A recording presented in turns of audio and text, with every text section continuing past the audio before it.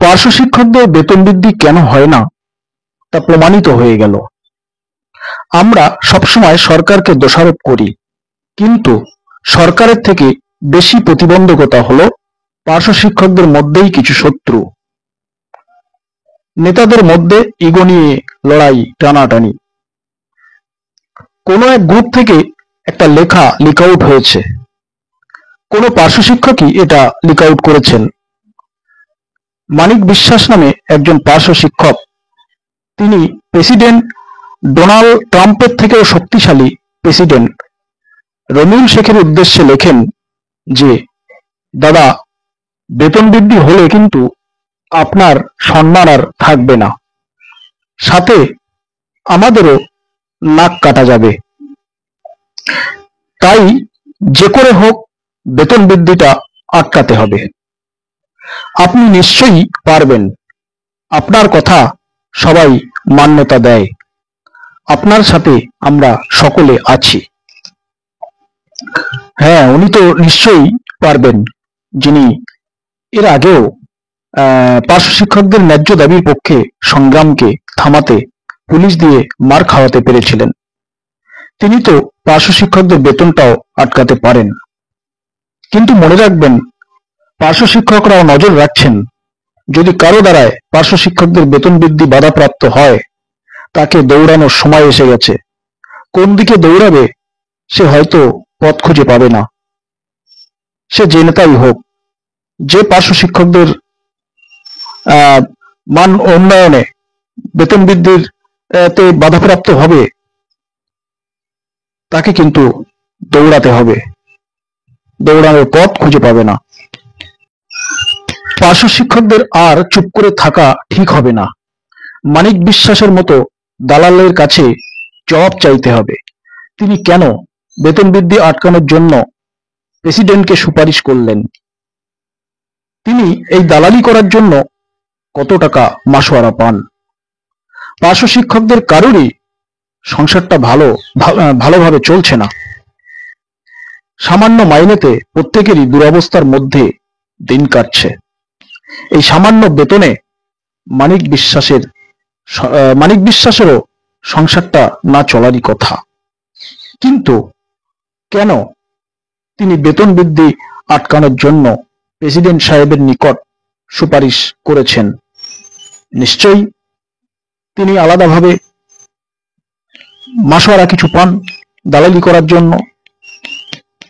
তা না হলে তিনি কেন বেতন বৃদ্ধি আটকানোর জন্য সুপারিশ করবেন? এর জবাব কিন্তু চাইতে হবে। অনেকে মন্তব্য করছেন যে মানিক বিশ্বাস শিক্ষক নামের কলঙ্ক, নিজের পেটের খাবার জোটে না, উনি রাজনীতি করছেন। নিজের পরিবারের কথা একবার ভাবুন। রমিউলবাবু বলছেন যে পার্শ্ব শিক্ষকদের একটা অংশ, পশ্চিমবঙ্গের এমন কোনো গ্রুপ নেই যে সেখানে তারা নেই। তিনি আমরা বঞ্চিত পার্শ্ব শিক্ষক সংগঠনের নাম না করে বলেন, একদল পথে নেমে বিকাশ ভবনের সামনে ছবি দিয়ে বলে দিল অমুক তারিখে সব হয়ে যাবে।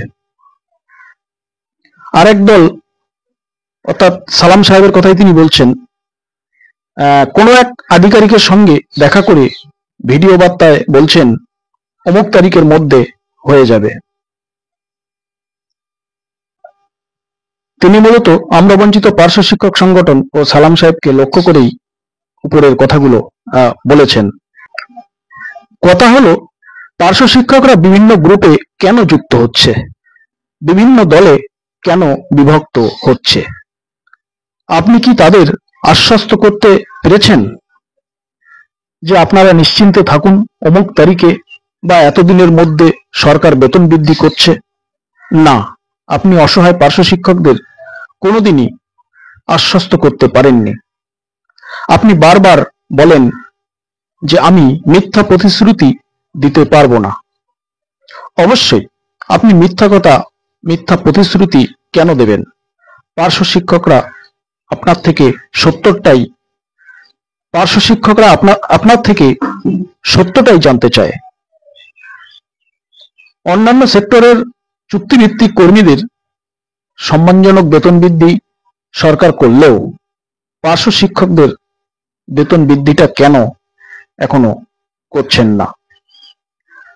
এই সত্যটা আপনি বলবেন না যে অন্যান্য সেক্টরের বেতন বৃদ্ধি হলেও পার্শ্ব শিক্ষকদের কেন করছে না? পার্শ্ব শিক্ষকদের বেতন বৃদ্ধিটা সরকার কেন করছে না?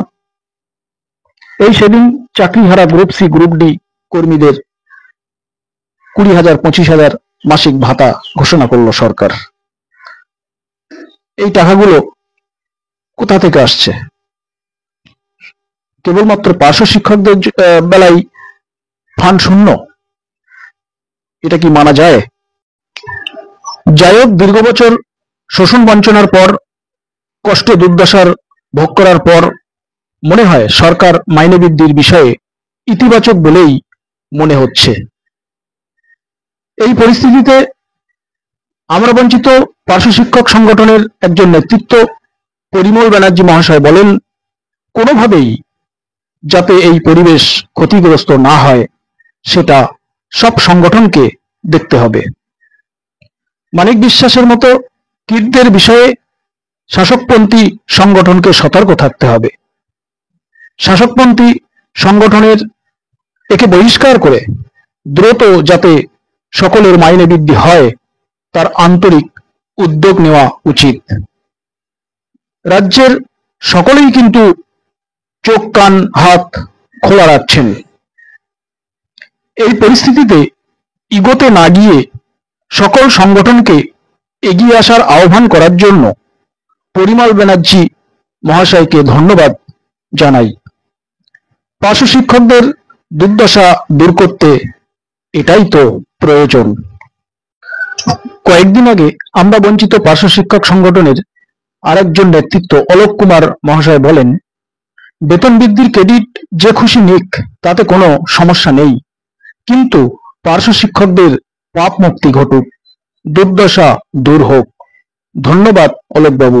এই মুহূর্তে পার্শ্ব শিক্ষকদের দুর্দশা দূর করতে এইভাবে সকল সংগঠনের সমন্বয় তো প্রয়োজন। প্রেসিডেন্ট রনিউল বাবুকে বলবো, ইগো ভুলে অসহায় পার্শ্ব শিক্ষকদের বেতন বৃদ্ধির জিও যাতে দ্রুত বেরিয়ে আসে, যাতে নির্ধারিত 15 মের মধ্যে বেরিয়ে আসে, আপনি সহযোগিতা করুন। অসহায় পার্শ্ব শিক্ষকদের দুর্দশা দূর করতে সব ইগো ছেড়ে আপনি এগিয়ে আসুন। বেতন বৃদ্ধির ক্রেডিট আপনিই নিন, আর বেতন বৃদ্ধি সরকার আপনার উপস্থিতিই তো করবে। পার্শ্ব শিক্ষকরা আপনাকেই ক্রেডিট দিতে প্রস্তুত, কিন্তু প্লিজ রনিউল বাবু, এই বেতন বৃদ্ধির সম্ভাবনাকে কোনোভাবেই নষ্ট হতে দেবেন না, প্লিজ।